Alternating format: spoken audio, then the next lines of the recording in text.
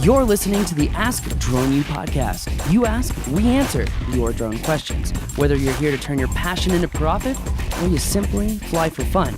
We're a community of learners and teachers who aspire to achieve greatness. We are Drone U.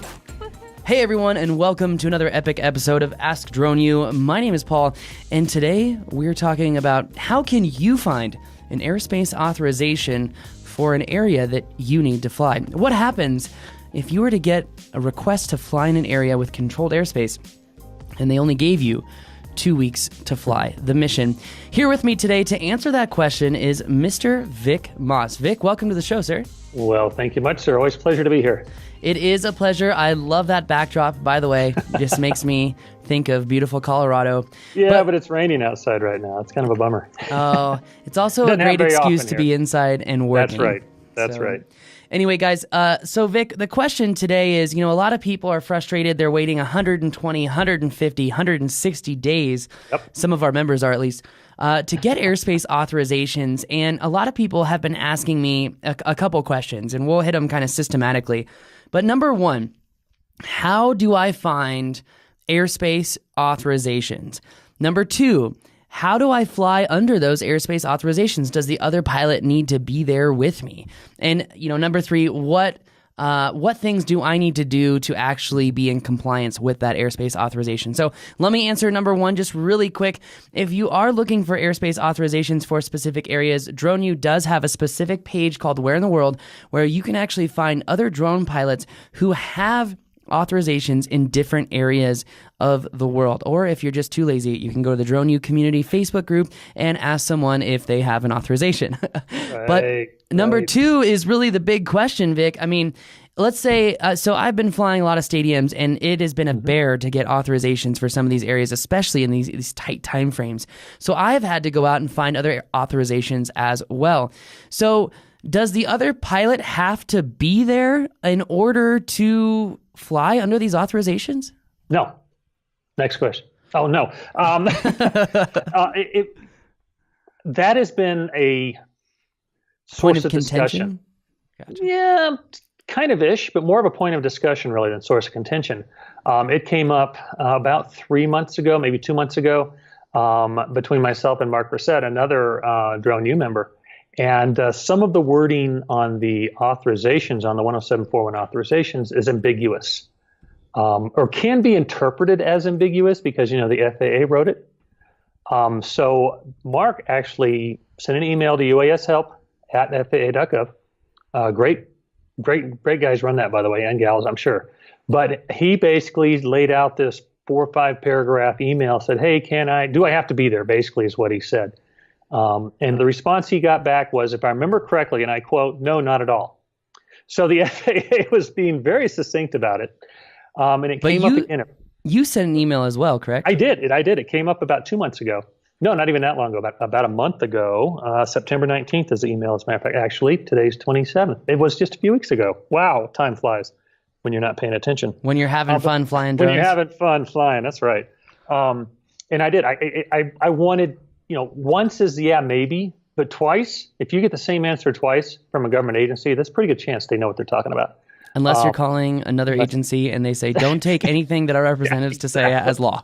Exactly. But if you ask the same email address, the same question, and you get the same answer, I think that's a pretty safe bet in my book. And so I did the same thing, and I was very specific. I said, quick question. This is, again, to UAShelp@faa.gov. Great email address. Do we have to be present for our airspace authorizations to be used or just available as a responsible person by phone while the operation is ongoing?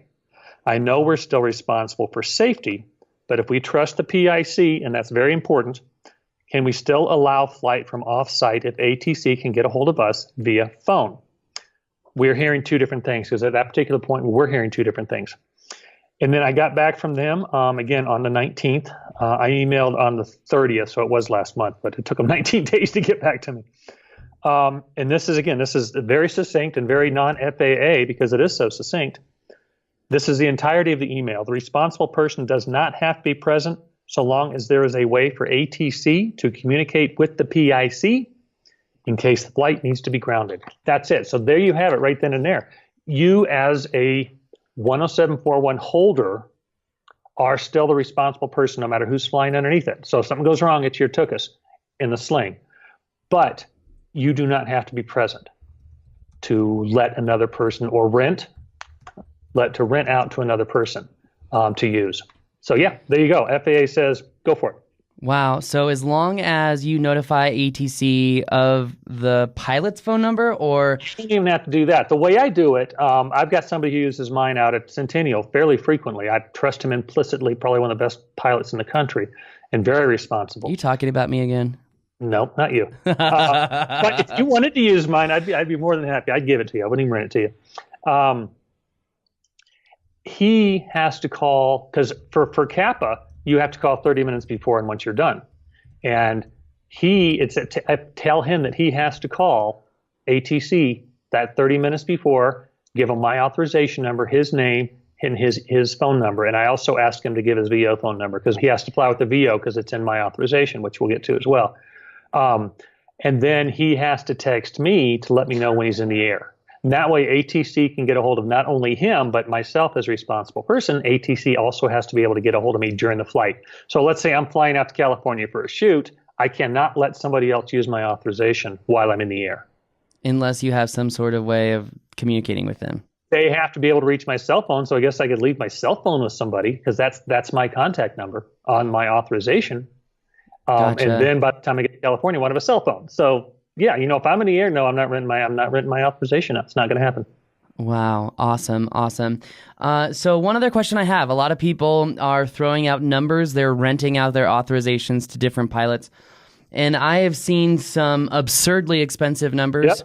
Yep. In fact, someone recently, in my case, was like, I'd love for you to fly in this location. It'll be $500 and I get to film the place. And I said, well, I can't let that happen because my client has explicit rules about using their name in anything whatsoever. And if you even unintentionally do it, it's my butt, not yours. Exactly. Well, luckily, there was someone else in the area who had the same authorization, actually a little bit higher altitude, which was even better. Mm-hmm. And he said, well, I'd be happy to do it for $200. And this is like a 2-day excursion. It actually ended up being a 4-day excursion. And he didn't even charge us extra for that. Oh, nice. And at the end of the day, that wasn't really that much money, but I think it's good for people to hear.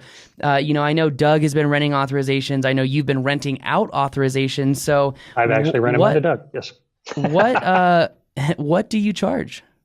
I charge a reasonable amount. I charge $50. At least that's what I tell people. Some people, this particular person I'm talking about, it's like, $25 because I'm not in it to make money.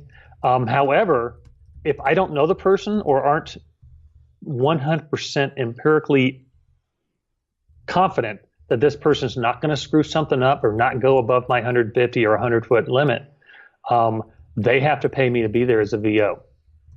And that's going to cost them $300 if it's a 2-hour job, if it's an all-day job. And in all honesty, unless I have absolutely nothing better to do that day, that's not going to happen. I mean, $300 a day to me is just not. Ain't nobody got time for that. No. But if I don't have anything else to do that day, it's a 2-hour shoot, 3-hour shoot, and I don't, I just want to be the VO there because it's my butt. $300. That's awesome. What I pay my VO. I think $50 for the authorization and $300 for a VO is definitely reasonable. Well, Vic, thank you very much for clarifying this for us. I know this has been a big deal for a lot of pilots wondering, well, what does it cost to rent authorizations? How can I use it? I think you've answered all of these questions succinctly, and I definitely appreciate having you on the show, sir. Absolutely. And I would like to emphasize something else, too, real quick before we're done. As the RP, as the responsible person, you've got to remember that your name is on the authorization. If something goes haywire, guess who the FAA is going to come after first? Not the PIC. He's going to be in the mix. Don't get me wrong, or she. Let's not be sexist here. That pilot, the PIC, is going to be in the mix. But you're going to be the ice cream in the mix, and he's going to be or she's going to be just like the caramel stuff on top. It's not going to be that big of the issue. And they're going to get in trouble for obviously whatever they did. But you're going to lose your authorization. You're possibly going to get fined. So you better make sure if you rent this sucker out or you lend it out, you know who's flying. Well, Vic, thank you again for clarifying that. Really do appreciate it. And guys, if you're listening out there and you have a question, just go to askdroneu.com and upload it. And again, if you're a member of the DroneU community, you have a vast resource at your hands, which is just another benefit of being a DroneU member. That's going to do it for us today, guys. My name is Paul, and you're listening to the Ask DroneU podcast.